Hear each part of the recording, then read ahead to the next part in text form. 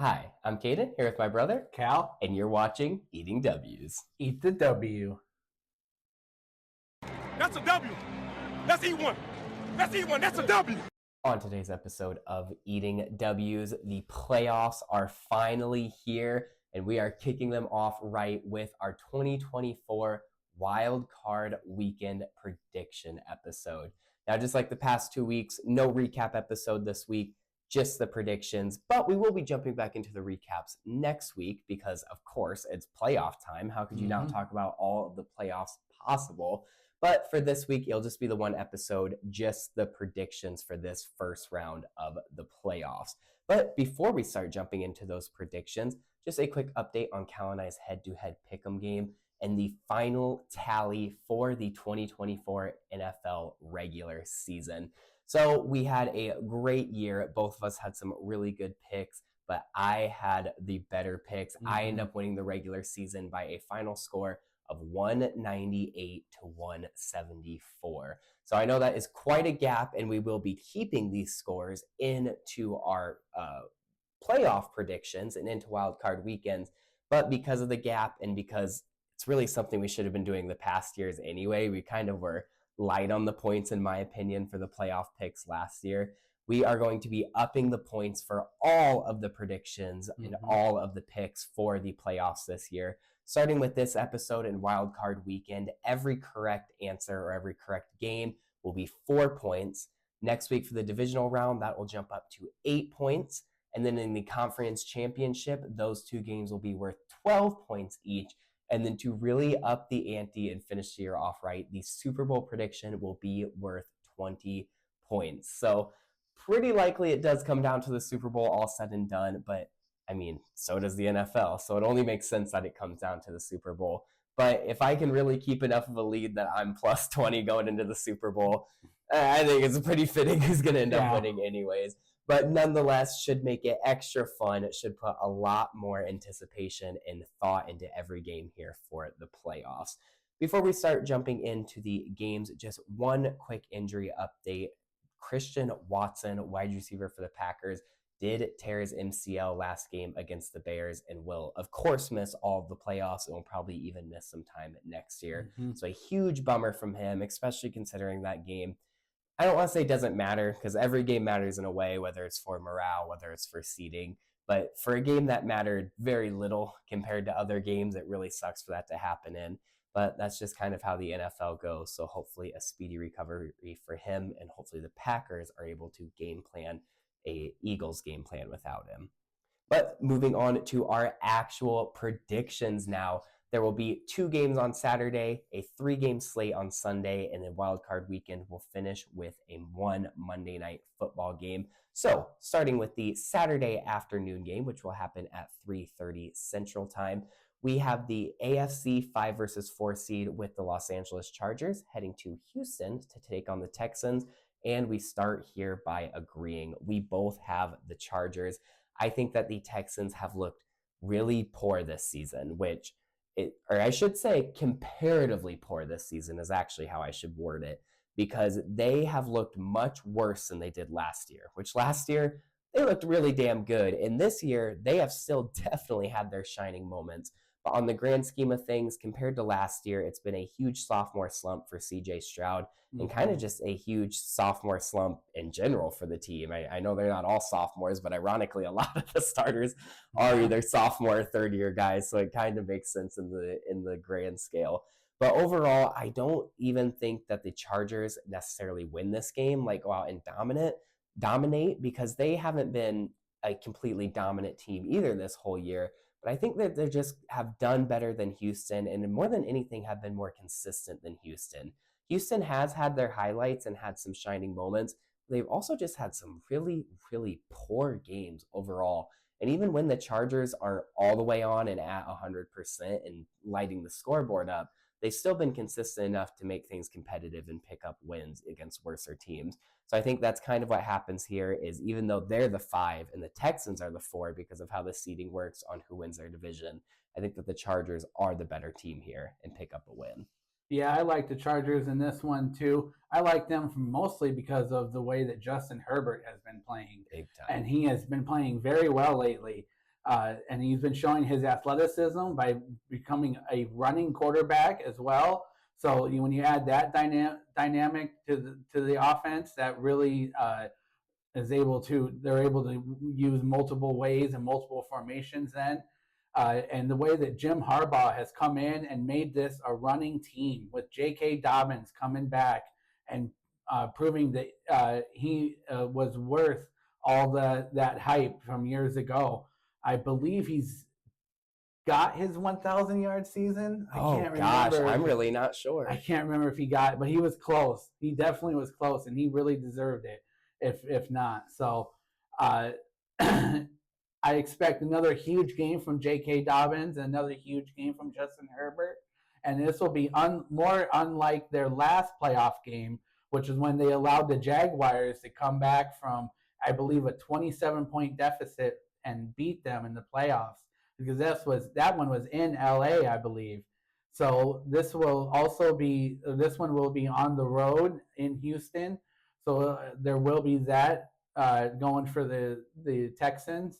But as far as that goes, the way that the Texans have been playing, they really have had a decline in play over these last few weeks, and even struggling for a win last week, even though most starters didn't play.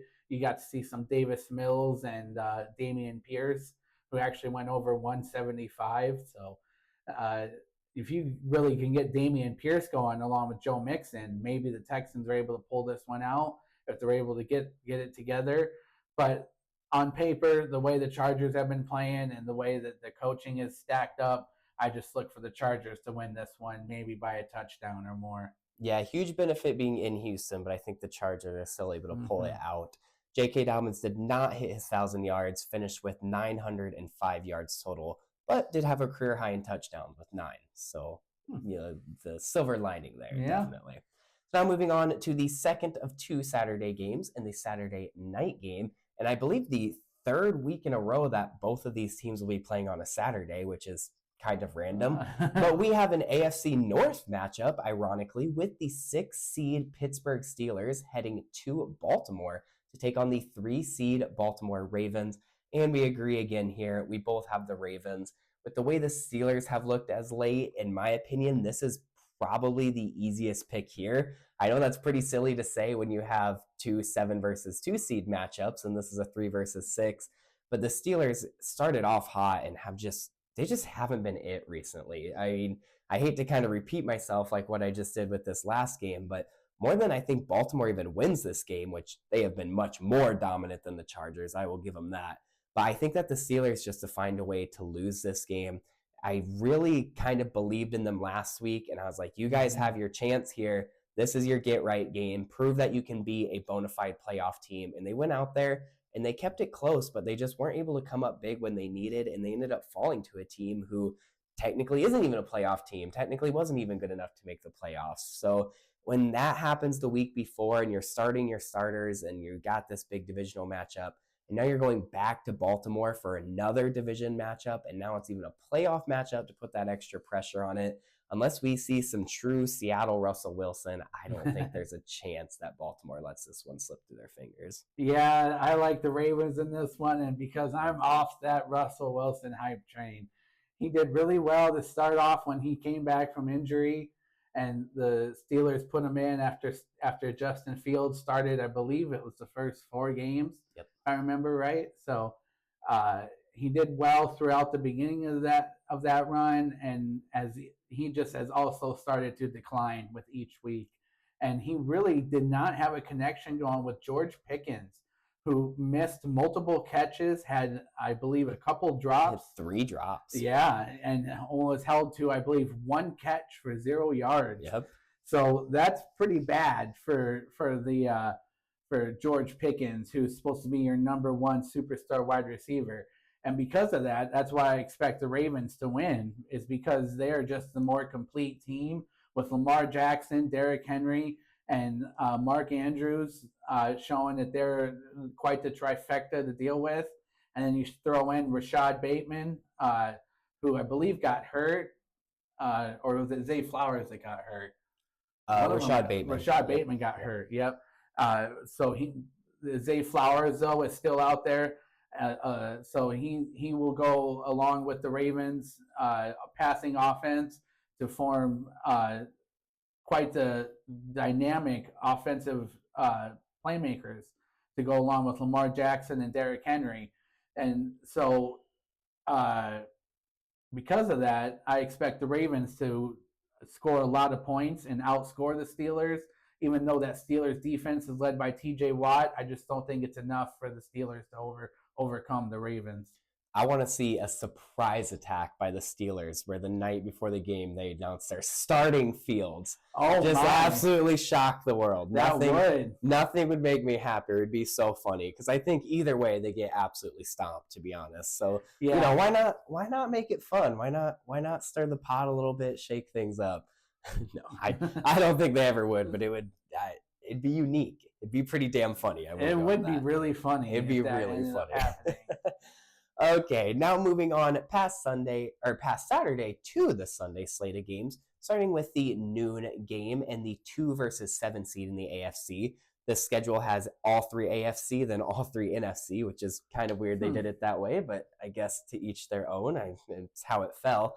But we have the 7 seed AFC Denver Broncos heading to the 2 seed in the AFC and the Buffalo Bills. And we finished the AFC here by agreeing. We both have the Bills in this one. Again, if I said that the Ravens Steelers was the easiest game to pick, this was probably the second easiest game to pick. It's a great feel-good story with Bo Nix and the Denver Broncos making the playoffs for the first time since, I want to say 2015. So that was really cool to see. I'm a huge Bo Nix fan. I think that the Broncos have been playing a really high level of football, and Bo Nix has looked so mature past his age, which I guess actually isn't really fitting because he's like 25 or 26. He's pretty old for a rookie, but he looks very mature for a rookie in general. But the Bills are just too damn good. This isn't one of those situations where I think one team's going to lose more than the other team's going to win. I think the Bills are just absolutely going to win. I mean, granted, it was against the Patriots team, but the Patriots barely beat them, and the Bills went out there with second strings and third strings across the board and still put up a hell of a competition and almost won. So when they get back out here with their first strings all rested up, all ready to go, Josh Allen has been having the year of his life, both on and off the field. What a better way to end it than with a Super Bowl ring. So he is going to be a demon playing on the field these next couple of games. And it starts here with I'd imagine at least 20-point win over the Broncos. Oh, wow. A 20-point win with the Bills over the Broncos. I do like the Bills in this one. I don't know about 20 points, though. I expect this one to be a little bit closer than people think because there's a little bit of a surprise rushing attack to the Broncos, and that's led by Bo Nix, who has become quite the athletic quarterback. And just like I talked about with Justin Herbert, being able to run the ball more, I expect Bo Nix to kind of have a few more rushing yards in this one, and look for their committee of Javonte Williams and Jaleel McLaughlin to actually surprise the Bills and get quite a few rushing yards and maybe even a rushing touchdown or two. But I don't believe it'll be enough for the Broncos to overcome the Bills, because if it comes down to it, we know what Josh Allen will do. Exactly. We know what he'll do. He's going to put on that cape, and especially now this is playoff cape. So this is playoff Superman Josh Allen. So it'll be interesting to see when that comes out, what it'll look like, and what kind of play that he will unleash onto the NFL. But we'll have to see. I don't expect it to really need to happen in this game. But if it does, it'll be exciting, and he'll be the one that wins it. But I expect maybe more of a touchdown, 10-point, 13-point game. Yeah, the Broncos might have an improving rushing attack, but somebody else has a pretty damn good rushing attack, and it's the Bills and Josh Allen. Yeah. So now moving on to the 3 NFC games, starting with the 3:30 afternoon slot for the Sunday games. We have the other 7 versus 2 matchup with the NFC 7 seed Green Bay Packers heading to the NFC 2 seed Philadelphia Eagles. And we finally disagree here. Callan has the Packers. I have the Eagles in this one. Now, I'm not going to lie. It's a little bit of a catch-22 as a Vikings fan, because even though I love seeing it for Callan, as a Vikings fan, it's tough to see the Packers win. But man, I love to see the Eagles go down. There's no doubt about that at all. So this one was a hard one to pick, not really like prediction-wise, but just who I want to win-wise. If I had to pick who I want to win, I'd probably say the Packers. If I got to pick who I think's going to win, it's got to be the Eagles. And that's mainly because of Saquon Barkley. He has just been so good as of late. And now he's going to be rested up even, and probably with a little bit of a vengeance. I mean, though he was fine with sitting out, he had to sit out and lost his chance to break the NFL rushing record for a season, which you can say whatever. He shouldn't have sat out. He would have had an asterisk even if he would have got it with that extra game. But nonetheless, that kind of weighs on your mind. So he's got to be going out there thinking, you know where I'm going to prove it? In the playoffs. He's got to have a chip on his shoulder. He's going to want to dominate. And they've been better this year, but historically there's been no better rushing defense to dominate against than the Packers. Mm-hmm. And that's not even mentioning the fact that Jalen Hurts is still pretty damn mobile themselves. And you want to talk about history with the Packers, the rushing quarterbacks are what get them more than anything. So I see a lot of rushing yards by the Eagles and a not huge win, but a big win, 2-possession win by the Eagles. Saquon Barkley, he is dangerous and he can take over games, but I have a little bit of inside information. Oh, the insiders come out. Jalen Hurts might not play. Oh, that's true. He's still in concussion protocol and has not practiced. Oh. This is on a Monday, January 6th that we are recording this, but as of now, he is still in concussion protocol and did not practice today. And has not practiced since his concussion. So even if he does end up playing, he will come in very, very, I don't want to say rested, but maybe even possibly rusty. So It would be Kenny Pickett, who also might not play because of his broken ribs that he suffered in the game that Jalen Hurts got hurt. So it could come down to Tanner McKee leading this team into the playoffs. And that's why I think the Packers are going to win, because we're going to get one of those lucky breaks where we're going to play either hurt Kenny Pickett or a Tanner McKee, and we're going to be able to focus in on Saquon and able to shut him down. And if we're able to hold Saquon under 200 yards and hold him under 3 touchdowns, correcting past mistakes. Yes, I learned in the Brazil to also cover the touchdowns. Under 3 touchdowns, and I think the Packers walk away with this one in a very close and a very entertaining battle. So I'm not going to lie. I get it was against the Giants, so I am not saying anything. But Tanner McKee weirdly looked really good. I want to say he had at least 2, if not 3 passing touchdowns, and was kind of dotting that Giants defense up. So even with Tanner McKee and 100% healthy everywhere else, it's still going to be a hell of a game, like you said. It is. So that's a funny thought to think about, but you might lose even with Tanner McKee. So, oh, God. So we'll have to see what actually comes to fruition. Lots of what is happening, but nonetheless, we do split on that one. So now moving on to the primetime Sunday game and the second of 3 NFC games. We have the 6th seed Washington Commanders heading to Tampa Bay to take on the 3 seed Tampa Bay Buccaneers.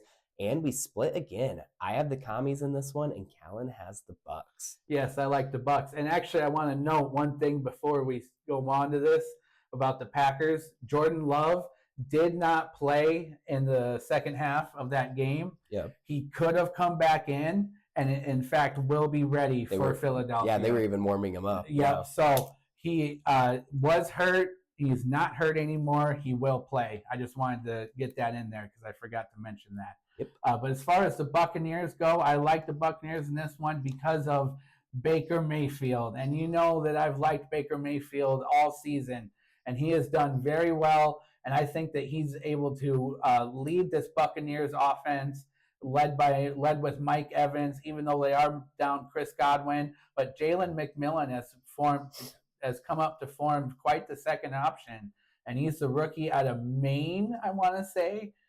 McMillan is out of he was with Odunze in Washington. Oh, Washington. Yep. That's right. They have another wide receiver, I believe, that's out of Maine. But as far as that goes, Jalen McMillan has done very well this season, and I think that they both are able to get this offense rolling, along with Bucky Irving, who has proved to be quite the fifth-round pick. And then you also got to remember that Baker Mayfield loves those tight ends. So Cade Otton, look for him to get a couple of touchdowns. And I expect the Buccaneers to really overwhelm the Commanders. And I think the Commanders put up a fight towards the end, but I think the Buccaneers just kind of blitz them and pull out to an early lead that's too much for the Commanders to overcome. Yeah, I double checked because I started doubting myself. But yes, Jalen McMillan is Washington. I can't remember if I'm thinking it's on me. But on to my reasoning, I have the Commanders in this one because of one man, really, and it's Jaden Daniels. I will say it every week because I was so brutally wrong about it. But I did doubt Jaden Daniels going through the draft the whole way through. Thought it was dumb that he was a second overall pick, but he has proved me wrong. He has made me a believer in him. He has been playing so well. Both of these teams, ironically, actually played very poorly last week, to be completely honest. But out of the two, the Bucs played much, much worse, in my opinion, which I know it's silly judging how they'll do in the playoffs off of a Week 18 performance. But if you look at how much they had on the line and the fact that they were starting their starters and the absolute dismantled New Orleans Saints team they were going against, and the fact that they had to absolutely fight for the win and kind of had to have some late games heroics from not even just Baker, but a couple of different guys, even to pick up a win and make the playoffs is crazy. And then they stumbled all the way to a 3 seed, which is even crazier, all said and done. But nonetheless, I think they showed a lot of cracks in their armor, and I think it's a lot of cracks in their armor that the Washington Commanders kind of line up well with and can really take advantage of. The Commanders' defense is not great at converting turnovers, like getting the interceptions or fumble recoveries, but they are a very lockdown defense yardage-wise. I think that they've been very good this year, and I think that they match up well against this Bucs team because they have some really good young corners. And though the Bucs have very much proven that they can do it without Chris Godwin and have done it very well without Chris Godwin, nonetheless, Chris Godwin is an absolute baller. He's going to leave a hole in your offense. So that's still affecting them in one way, shape, or form or another as the year goes on. But this is going to be probably one of the closest matchups, in my opinion. This one and maybe the next one we're going to talk about are the really good 2 great games, which makes sense considering they're the Sunday and Monday primetime games. But I am really excited for this one. I do think the Commanders pull out a win, but it's going to be a close one. I could even see by 1 point or maybe even a game-winning field goal. It's going to be a good one. It will be. So now moving on to our final game here, and as I mentioned, the Monday night primetime game in order to wrap up Wildcard Weekend. Not sure why it's called Wildcard Weekend after they added the Monday night game. Monday's not a weekend, but you do you, the NFL. We have the 4 versus 5 seed for the NFC. Just as we started with the 4 versus 5, we end with the 4v5. But in the NFC, it is the 5 seed Minnesota Vikings heading to Los Angeles to take on the 4 seed Rams. And we finish off by agreeing here. We both have the Vikings. I, of course, am always going to pick the Vikings. You will not find a week where I don't pick the Vikings. But I think the Rams might win this game. I'm terrified of the Rams. I literally physically wince at the fact that we have to face this Rams offense again. It is pretty much identical to the last time we faced the Rams. It's in LA. It's on Monday night. It's huge last time it was huge for playoff positioning. Now it's huge for the fact that it is the playoffs, for moving on in the playoffs. But this is a really big game with a lot of pressure on it. One thing that the Vikings very much do have on their side is it's hard to beat the same team twice in the same year, especially a team that's been, I don't really want to say as consistent, but as consistently finding ways to win as the Minnesota Vikings have. They've faced some good teams, they've faced some bad teams, but they've always played to their opponent, and they've always have mostly come out on top. Ironically, the Vikings lost 3 games this year, and it was 2 to the Lions and 1 to the Rams. And if they beat the Rams, it's relatively likely that they will be facing the Lions in the divisional week. So that would be kind of crazy if that's how it went. But nonetheless, this one's going to be a really fun one to watch. I don't know if I'll be able to watch it because it might shave a couple of years off my life, but I suppose I'll have to watch it. I'll take the minor heart attack and just watch the game. But I think that we see a huge breakout game from this offense. They were absolutely clamped by the Detroit Lions last week in Week 18 in the battle for the 1 seed. That was a fluke. I don't see it happening again.